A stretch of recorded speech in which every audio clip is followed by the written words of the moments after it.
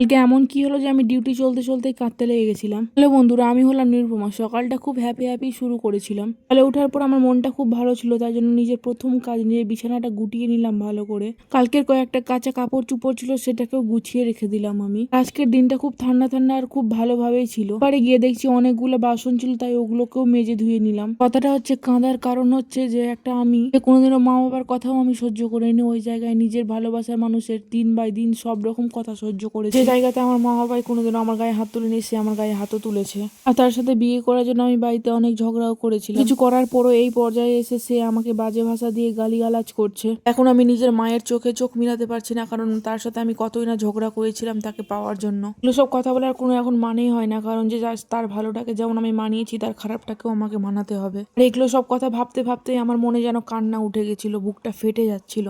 আজকে ডিউটি একা একাই এসেছিলাম আর বাড়িও ফিরছি একা একা রাত 10টার সময়। টাটা।